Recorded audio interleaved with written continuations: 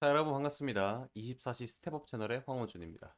자, 파도 얘기를 해볼 거예요. 사실 파도라는 종목에 대해서 항상 제가 영상을 매일매일 찍고 있는데 특이사항이라고 할 만한 게 뭔가 없습니다. 대부분 이제 반도체 시장 전체적으로 이제 좀 하락기를 걷고 있기 때문에 하락보단 좀 조정이라고 표현한 게 맞겠네요. 조정기를 걷고 있기 때문에 이 부분을 조금 관가할 수는 없을 것 같아요. 뭐 특별한 이슈는 없었습니다, 오늘도. 다만 이제 거래량이 줄어들어가고 있는 와중에서도 견조한 하락세를 좀 보여줬다. 견조한 조정치를 좀 보여줬다라는 게 좀 의미적입니다. 의미를 좀 줄 수가 있겠네요. 왜냐면은 오늘 이제 삼성전자랑 SK하이닉스 얘기를 빼놓을 수가 없어요. 하이닉스랑 이제 삼성전자 낙폭이 꽤 됐습니다. 그 중에서 오늘은 하이닉스가 조금 셌습니다. 원래 이제 하이닉스가 빠지게 되면은 파도가 뒤를 따라가는 이러한 그림을 많이 보여줬거든요. 근데 오늘은 삼성전자가 많이 버텼어요. 이거는 장막판에 보셨겠지만 여러분들 이거 선물 지수가 쫙 올라오게 되면서 패시브 자금이 좀 들어오지 않았나 그렇게 생각을 하고 있습니다. 오늘 이제 외국계 기관계 수급을 다시 봐야겠죠, 당연히. 하이닉스를 어마무시하게 매도를 했어요. 외국계에서 전부 다 이제 하이닉스 관련돼 가지고 순매수보다 순매도가 압도적으로 많았습니다. 이런 날이 별로 많이 없는데 글쎄요. 어제까지는 이제 분위기가 상당히 많이 좋았었는데, 양매수도 하면서 그런 모습 좀 보여줬던 것 같은데, 오늘은 좀 매도하는 그런 모습 보여줬고, 전체적으로 대형주 위주로 이제 매도가 나가는데, 하이닉스랑 SK의 좀 분위기가 많이 달랐습니다. 이거는 이제 장 막판에 들어왔던 그 매수 물량이 아닙니다. 지금 이제 집계된 게 2시 28분 기준으로 집계가 된 거거든요.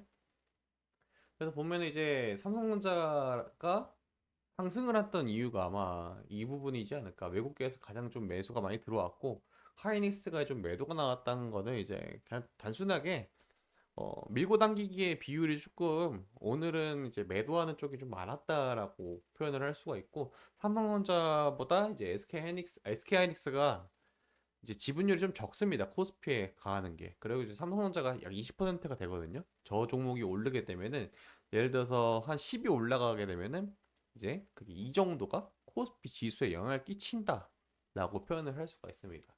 그렇기 때문에 외국계 기관들이 어떻게 움직임을 보여주느냐가 가장 중요하게 좀 볼 것 같고 기관 쪽은 이제 크게 뭐 많이 갈렸어요. 오늘 왜 이렇게 이 외국계랑 우리 기관들의 매수 포지션이 좀 많이 달라졌는지 좀 보면은 기관은 이제 열심히 삼성전자를 팔았습니다.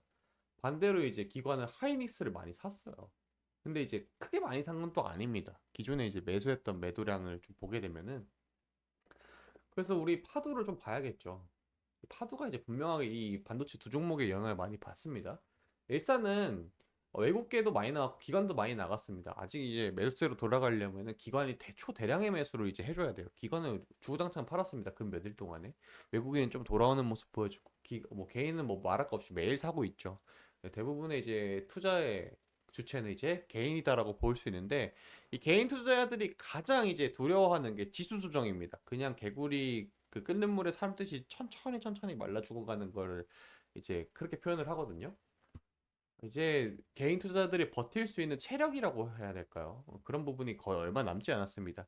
보통 진짜 좀 잘 버틴다라고 하시는 분들도 20% 정도 이제 마이너스가 찍히게 되면 멘탈에 좀 영향을 끼쳐요. 그리고 대부분의 손절은 어디서 나오느냐? 30% 지점입니다. 30% 지점을 작도를 하게 되면 딱 이 부분이에요.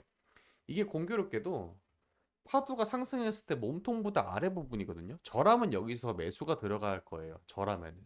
제가 가장 이상적으로 바라보는 매수 타점이라고 보는 부분이 장대 양봉 이후에 이제 몸통 아래 부분이거든요.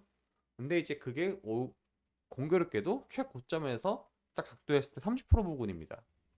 다시 말해서 이때까지 이제 조금 뺄 생각이 있는 건지 아니면은 지금 단순하게 빠지는 거는 매수보다는 매도가 조금 더 적극적으로 일어나고 있고 그 이유는 미국의 기준금리라고 전 보고 있습니다.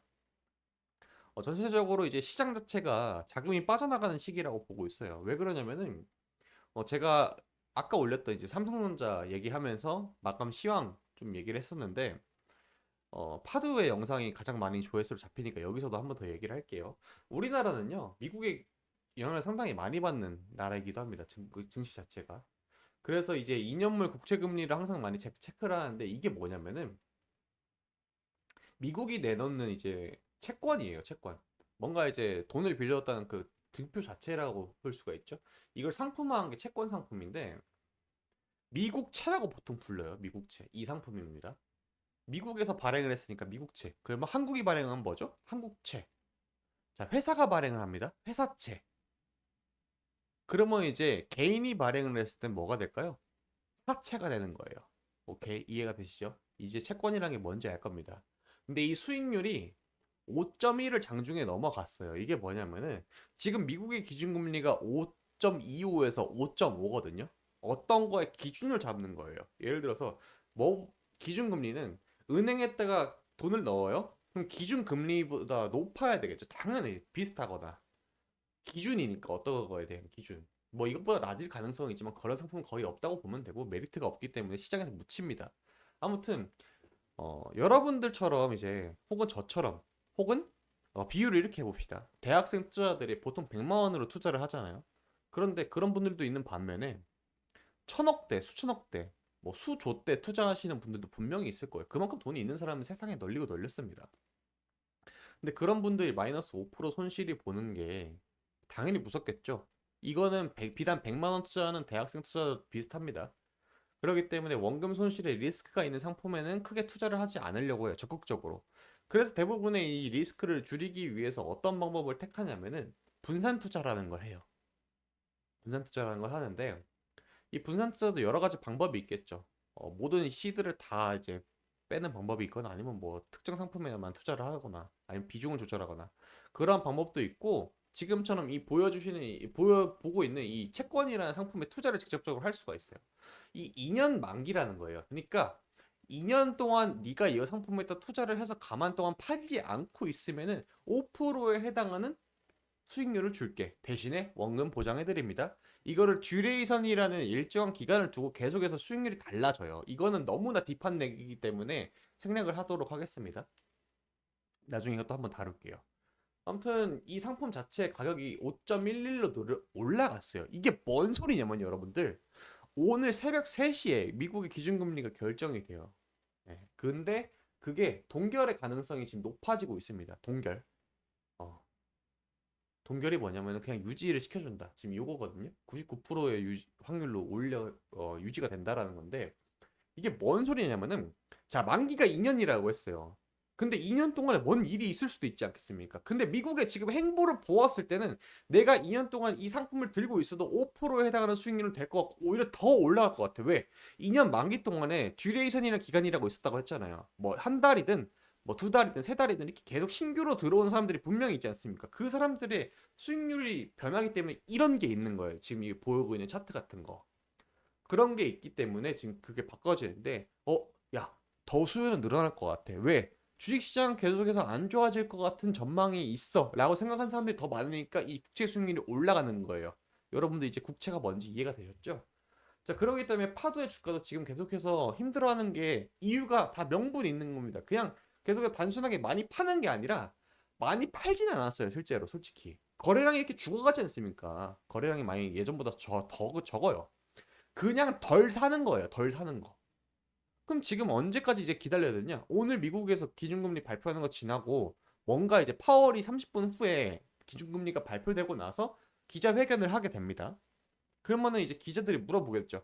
앞으로는 기준금리 결정할 때 뭘 더 중점적으로 보실 거예요? 아, 저는 이제 뭘 이걸 더 중점적으로 볼 겁니다. 라고 얘기를 하겠죠. 그럼 그 데이터가 나오는 시간까지 텀이 있을 거예요.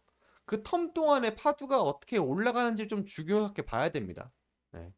개별적으로 올라가는 이슈가 있으면 분명 그 와중에서도 올라가고 힘이 세게 올라갈 것이고 아니라면 지금 현 자리를 조금 지켜주면서 조정이 조금 더 우하향으로 나오던가 아니면은 뭐 강하게 한두 번 정도 올려주거나 이런 모습 보여줄 수 있는데 이 부분이 조금 저는 눈에 띌 것 같아요. 왜냐면은 삼성전자가 2분기부터 계속해서 감산을 하고 있고 그에 대한 효과가 지금 바닥에서 올라오고 있고 중국에서도 일부 제품들에 의해서 낸드 플래시 가격이 많게는 30% 정도 올라가고 있다라고 지금 관측을 하고 있거든요.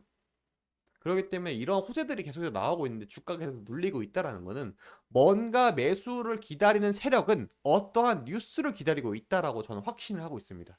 때문에 지금 파두를 갖고 계신 분들 너무나 걱정 안 하셔도 좋을 것 같고 반응이 없다라고 하게 되면 추석을 앞두고 있어서 대목이 있기 때문에 매수 자금이 조금 잠시 주춤주춤하는 모습이 있는 거다라고 생각하시면 아마 매매할 때 방향성은 크게 잡아갈 수 있을 거라고 생각을 합니다. 저는 장담컨대 우리나라 반도체 미래밖에 없다고 생각을 해요. 그러니까 이 주가들은 계속해서 올라갈 수밖에 없어요. 왜?